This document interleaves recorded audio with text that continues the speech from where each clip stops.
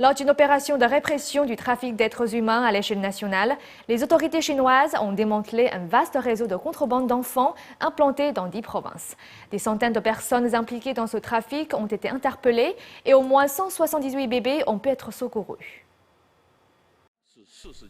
Les autorités chinoises ont lancé un grand mouvement de répression du trafic humain. Un réseau de trafic d'enfants étendu sur 10 provinces a été démantelé. Au moins 608 personnes ont été arrêtées et 178 bébés secourus. Mercredi dernier, les médias officiels rapportaient que la police avait perquisitionné des familles de Putian, au sud-est de la province du Fujian. Dans un village, un suspect avait payé près de 6 700 € pour un petit garçon. Wang Xichang, commandant en second de la division d'enquête criminelle du département de la sécurité publique de la province du Fujian, interroge l'un des suspects. Combien avez-vous payé pour le bébé? Plus de 5 200 €. Une fille ou un garçon?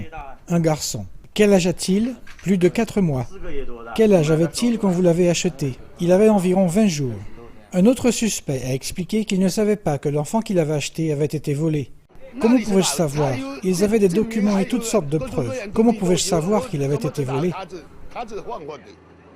La traite des enfants est un commerce lucratif en Chine.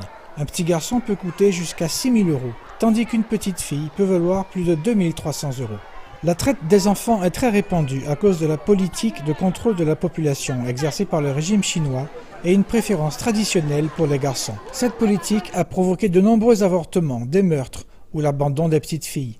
Cette situation a créé un déséquilibre homme-femme dans la population. Ce déséquilibre a provoqué une demande au marché noir pour les bébés de sexe masculin, enlevés ou achetés. Et les petites filles sont recherchées pour attirer une dot importante lorsqu'elles se marieront.